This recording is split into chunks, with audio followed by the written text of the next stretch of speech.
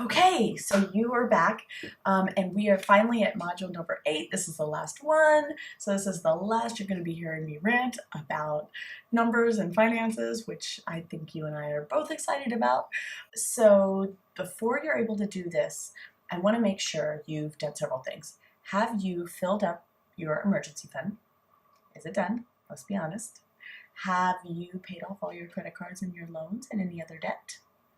Yes, I'm talking about loans, like the big loans. Those need to be done too before we can even have this conversation. And have you already begun investing, or are you in a place where you're automatically able to invest at least $5,000 a year per grown-up in your house? So if it's just you, it's just $5,000. If it's you and your partner, it's $10,000. So are you in a place where you are readily investing that much per person into your Roth IRA?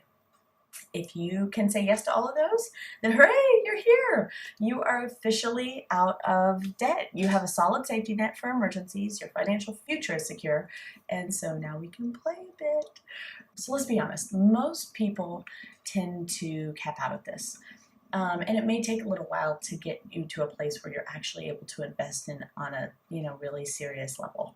But if you made it here, you can consider yourself successful as is, honestly. I mean, you're really doing well, and you most likely are living a very secure and fulfilled life. And that 30% that you put away, or put towards just your lifestyle every month, that you can feel fulfilled from that. If you're having trouble being fulfilled with that 30%, then we need to have an entirely different conversation about the balance in your life. If you now do have a little bit of extra money from your paycheck left over after you've paid for those essentials, paid for your lifestyle, and paid off all of your debt, and you've already invested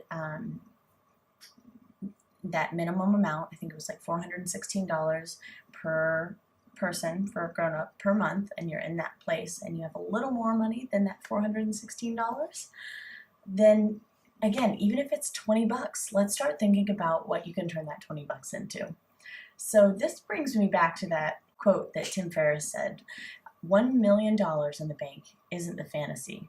The fantasy is the lifestyle of complete freedom it supposedly allows.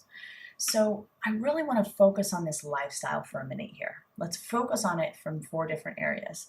The first one, and again, refer to your worksheet, is that one of personal growth goals.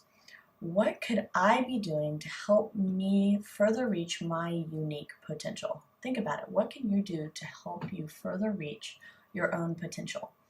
Do you love to dance but just never got a chance to sign up for a class, or you could never afford it before? Do you want a personal trainer to get in shape and get the body you always wanted, to feel good about yourself?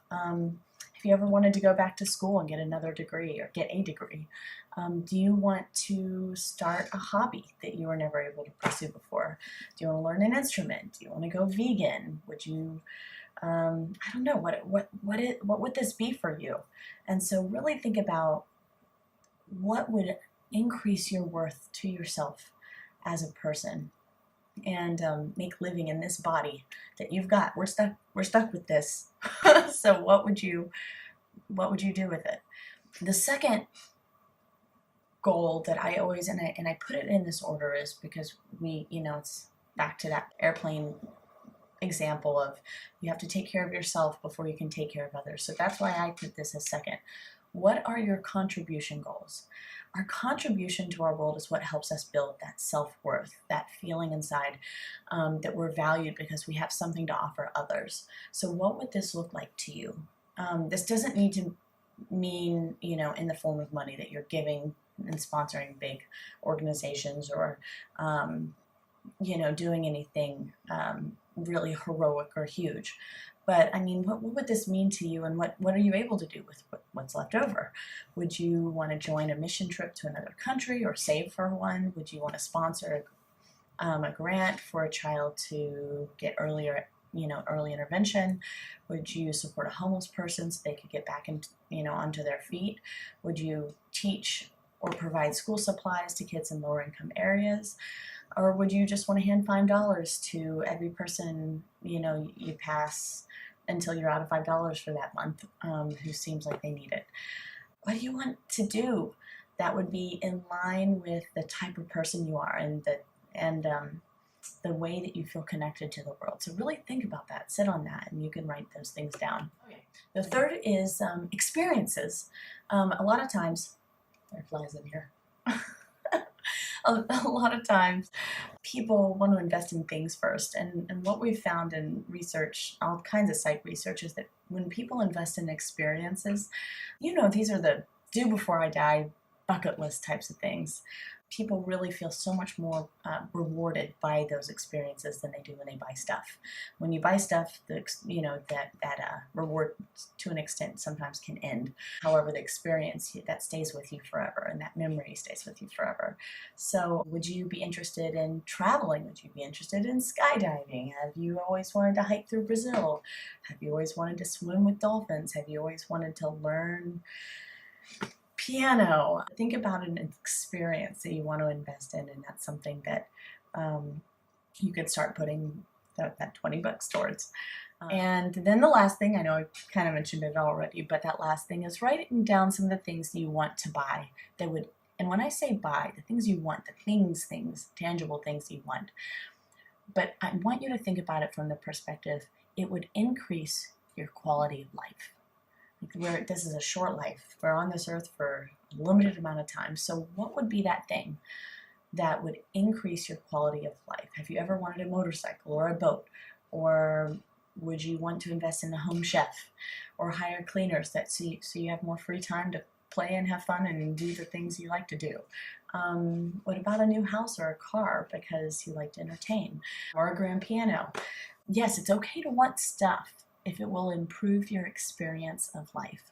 Now, I'm not talking about doing things because it would make you look better. And I want you to be really conscientious when you're thinking about these things. Am I buying and saying I want a bigger house to show off to friends that I have this big, nice, fancy house?